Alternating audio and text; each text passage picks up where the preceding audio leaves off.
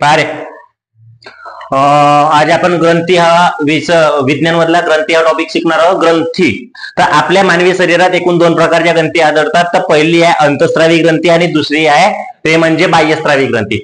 अंतःस्रावी ग्रंथी आणि बाह्यस्रावी ग्रंथी त्या कशा प्रकारच्या आणि त्या ओळखायच्या कशा ते नक्की पहा. तर अंतःस्रावी ग्रंथी ओळखायच्या कशा, अंतःस्रावी ग्रंथी ह्या रक्तात डायरेक्टली मिसळल्या जातात. ठीक आहे. अंतःस्रावी ग्रंथीचा स्त्राव हा रक्तात डायरेक्टली मिसळला जातो आणि बाह्यस्रावी ग्रंथीचा हा स्त्राव रक्तात डायरेक्ट न मिसळता शरीरात मिसळला जातो. ठीक आहे. फरक एवढाच आहे अंतःस्रावी ग्रंथी आणि बाह्यस्रावी ग्रंथी. तर अंतःस्रावी ग्रंथी म्हणजे का, रक्तात ज्यांच्या स्त्राव डायरेक्टली मिसळले जाते त्या झाल्या अंतःस्रावी ग्रंथी. आणि बाह्यस्रावी म्हणजे ज्यांच्या स्त्राव रक्तात डायरेक्टली मिसळले जात नाही त्या झाल्या बाह्यस्रावी ग्रंथी. तर या व्हिडिओमध्ये आपण कंटेंट घेणार आहोत अंतःस्रावी ग्रंथी डिटेल पद्धतीने. तर अंतःस्रावी ग्रंथीचे एकूण 5 प्रकार आहेत. तर अंतःस्रावी ग्रंथीत एकूण 5 प्रकार आहेत. तर एक लक्षात घ्या, 5 प्रकार घेण्याआधी अंतःस्रावी ग्रंथी जो स्त्राव रक्तात स्त्रवतो त्या स्त्रावाला आपण का म्हणतो, संप्रेरक म्हणतो. संप्रेरक म्हणजे हार्मोन्स. अंतःस्रावी ग्रंथीचे काय असतात, हार्मोन्स असतात. तर मग बाह्यस्रावी ग्रंथीचे काय असतील, जो बाह्यस्रावी ग्रंथीचा जो स्त्राव असतो जो रक्तात मिसळल्या डायरेक्टली रक्तात मिसळला जात नाही त्याला आपण विकरे म्हणतो, त्याला आपण काय म्हणतो, एन्झाइम्स. अंतःस्रावी ग्रंथी हार्मोन स्त्रवतात, बाह्यस्रावी ग्रंथी एन्झाइम स्त्रवतात. ठीक आहे. आता त्यानंतर पहा अंतःस्रावी ग्रंथीचे एकूण प्रकार आहेत 5. तर पहिला आहे ते पियुषिका ग्रंथी, दुसरा आहे ते औटो ग्रंथी, तिसरा आहे ते अधिवृक्क ग्रंथी, चौथा आहे ते जनन ग्रंथी आणि 5वी आहे ते पिनियल ग्रंथी. तर अंतःस्रावी ग्रंथीतले सर्वात महत्वाची आणि मानवी शरीरासंबंधी सर्वात जास्त पेपरच्या दृष्टिकोनातून येणारी ग्रंथी म्हणजे येते ते पियुषिका ग्रंथी. तर पियुषिका ग्रंथीलेच आपण मास्टर ग्रंथी असे बी म्हणतो, मास्टर ग्रंथी. तर पियुषिका ग्रंथी संबंधित काय, मानवी शरीरातली सर्वात लहान ग्रंथी आणि या सर्वात लहान ग्रंथीच्या एकूण वजन आहे 0.5 ग्राम. 0.5 ग्राम असून हे सर्व ग्रंथीवर नियंत्रण ठेवण्याचे काम करते आणि याच्या ठिकाण आहे मेंदूच्या वडील भागात ही ग्रंथी आढळते. आता पहा शरीरातली सर्वात लहान ग्रंथी आहे पियुषिका ग्रंथी. आता हे पियुषिका ग्रंथी आपण डिटेल मध्ये पाहून घेऊ. तर पियुषिका ग्रंथीचे 2 भागात विभाजन केले जाते. एक येते अँटेरियल पियुषिका आणि दुसरी येते पोस्टेरियल पिट्युटरी ग्लॅंड म्हणजे आपण पोस्टेरियल पियुषिका. तर याच्यात पहा अँटेरियल पिट्युटरी ग्लॅंडचे 6 प्रकारचे हार्मोन स्त्रवले जाते. अँटेरियल पिट्युटरी ग्लॅंड हे 6 प्रकारचे हार्मोन स्त्रवते. पहिला आहे ते एसडीएच. तर एसडीएच हे कशाचे काम करते, एसडीएच हे हार्मोन जे आहे अँटेरियल पिट्युटरी ग्लॅंड मध्ये एसडीएच हे हार्मोन्स हे मानवी शरीरातील वृद्धी संप्रेरकाचे काम करते. म्हणजे अचानकपणे एखाद्या व्यक्तीचे तुम्हाला समाजात अचानकपणे एकदम वयामानानुसार अचानक वाढ झालेली दिसेल तर त्याच्यात कशाच्या जास्त प्रमाणात आढळते, एसडीएच. तर एसडीएच त्यानंतर येते एमटीएच. तर एमटीएच म्हणजे मेलोनोसाइट्स पिट्युटरी हॉर्मोन्स. आता मेलोनोसाइट्स, तर मेलोनोसाइट्स आता याच्या नावावरच काय आहे, मेलोनिन. आता मेलेनिन मानवी शरीरात मेलेनिन हे केसांच्या रंगासंबंधित काम करते. जर मानवी शरीरात एखाद्याचे काळे एकदम काळे केस तुम्हाला समाजात दिसत असतील तर काळे केस शुद्ध मेलेनिनच्या प्रमाणात येतात. तर काळे केस हे का दर्शवते, शरीरातला शुद्ध मेलेनिन. आता एखाद्या व्यक्तीचे भुरे किंवा करडे केस दिसत असतील, भुरे केस का दर्शवते, तुमच्या शरीरातल्या मेलेनिन मध्ये गंधकाचे प्रमाण मिसळल्यामुळे मेलेनिन आपले मानवांचे आपल्या समाजातल्या, आता तुम्ही बघत असाल तर तुमच्या ह्या समाजात काही लोकांचे भुरे केस दिसतात किंवा करडे केस दिसतात. तर ते कशामुळे येते, गंधकाच्या प्रमाणामुळे. आणि तिसरा जो कंटेंट आहे मेलेनिन संबंधित, तुमचे जे तांबड्या कलरचे केस काही लोकांचे दिसतात तो येतो लोहाच्या आधिक्यामुळे.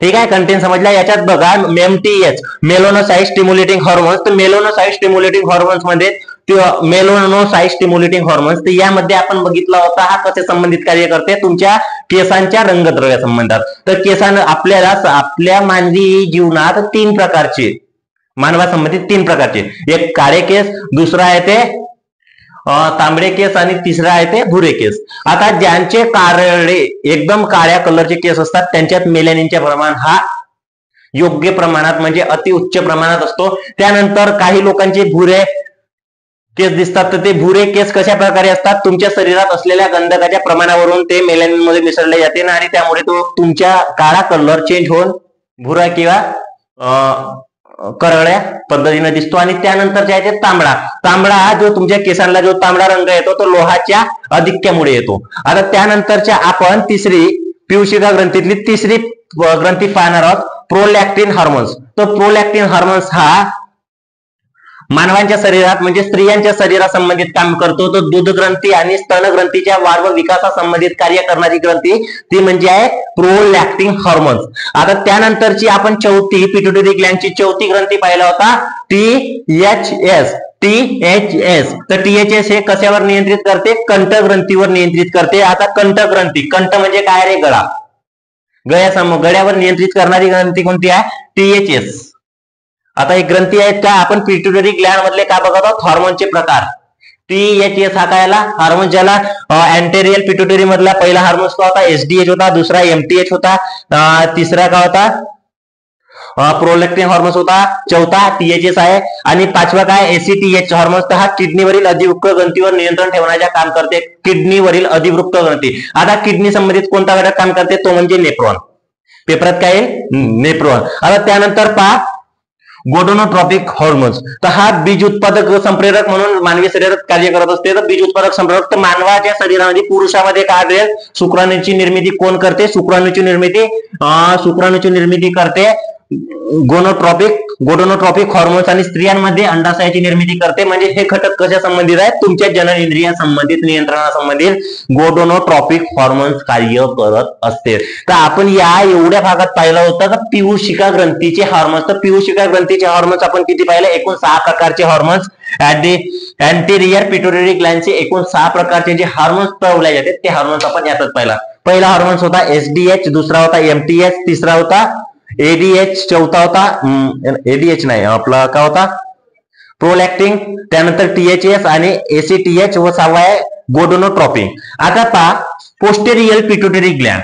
पोस्टेरियल पिट्युटरी ग्लॅंड संबंधित 3 हॉर्मोन्स आहेत. एक ADH वृक्कातील गाळण्याचा दर ठरवते. आता हा गाळण्याचा दर कशावरून ठरले जाते? नेफ्रॉन्स वरनं. आता त्यानंतर ऑक्सिटोसिन नैसर्गिक प्रसूतीसाठी वापर कशाचा होतो? ऑक्सिटोसिनचा. आणि लहान ठीक आहे. आणि त्यानंतर चला ठीक आहे याच्यात एवढाच घ्या. त्यानंतरचा कंटेंट घ्या दुसरी ग्रंथी. एवढ्या याच्यात आपण पाहिलं आहे कोणती?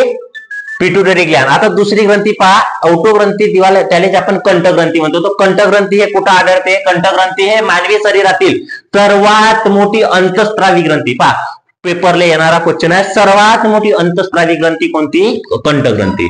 सर्वात लहान ग्रंथी कोणती? पियूषिका ग्रंथी. सर्वात मोठी अंतःस्रावी ग्रंथी आहे कंठग्रंथी. हिच्या वजन आहे 25 ते 30 ग्राम. आता हा काम कशाच्या करते? संप्रेरक थायरॉक्सिन नावाच्या संप्रेरक स्त्रवते. तर थायरॉक्सिन हा मानवी शरीरात BMR नियंत्रित ठेवते.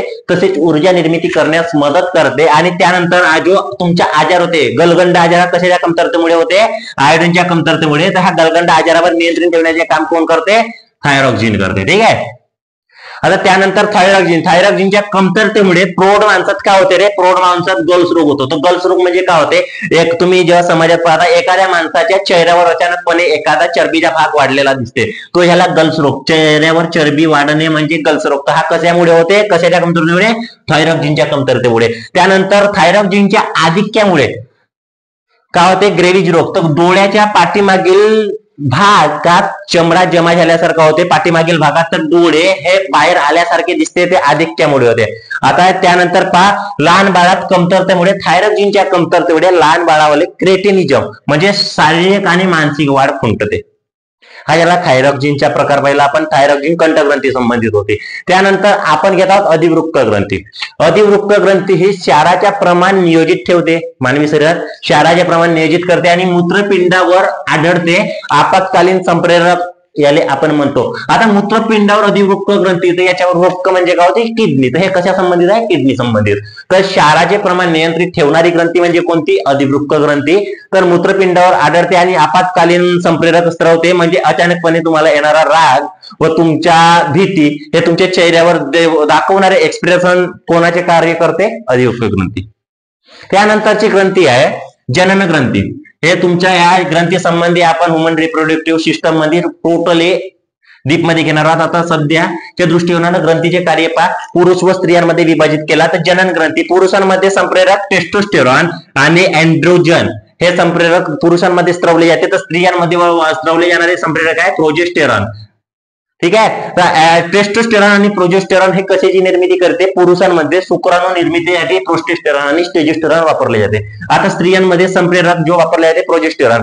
आता स्त्रियांमध्ये आढळणारा संप्रेरक आहे प्रोजेस्टेरॉन आणि प्रोजेस्टेरॉन व इस्ट्रोजन. तर प्रोजेस्टेरॉन हा प्रसूती आणि अंडाशय व दुग्ध निर्मिती नियंत्रित करण्याकरिता वापरल्या जाते. याचे कार्य आहेत प्रसूतीकरिता, अंडाशय, दूध निर्मिती क्रिया आणि दूध निर्मितीच्या क्रियावर नियंत्रण ठेवण्यासाठी प्रोजेस्टेरॉन. आणि इस्ट्रोजेन हे स्त्रियांमध्ये परिपक्वता आणण्यासाठी कार्य करते. त्यानंतरच्या आपल्या शेवटची ग्रंथी आहे पिनियल ग्रंथी. तर पिनियल ग्रंथी हे मेलेटॉनिन संप्रेरक स्त्रवते आणि मेलेटॉनिनमुळे आपल्याला दिवस व रात्रीच्या फरक समजतो. आता ह्या व्हिडिओमध्ये आपण घेतलो आहोत ग्रंथी. तर ग्रंथीचे आपण दोन प्रकार पाडले होते, अंतःस्रावी ग्रंथी आणि बाह्यस्रावी ग्रंथी. तर अंतःस्रावी ग्रंथीला आपण कसा शोधला होता? अंतःस्रावी ग्रंथी म्हणजे अशी ग्रंथी जे डायरेक्टली रक्तात आपला स्त्राव सोडते. बाह्यस्रावी ग्रंथी म्हणजे काय होता? ते डायरेक्टली रक्तात स्त्राव न सोडता शरीराच्या काही घटकांमध्ये स्त्राव सोडते. आता याच्या स्त्रावाला आपण बाह्यस्रावी ग्रंथीच्या स्त्रावाला आपण म्हणलं होतं विकरे आणि अंतःस्रावी ग्रंथीच्या स्त्रावाला म्हणलं होतं आपण हॉर्मोन. तर या व्हिडिओत आपण अंतःस्रावी ग्रंथीच्या संपूर्ण टॉपिक कव्हर केलेला आहे. पुढच्या व्हिडिओमध्ये आपण बाह्यस्रावी ग्रंथी कव्हर करू. व्हिडिओ कसा वाटला नक्की कमेंट सेक्शन मध्ये सांगा. ठीक आहे.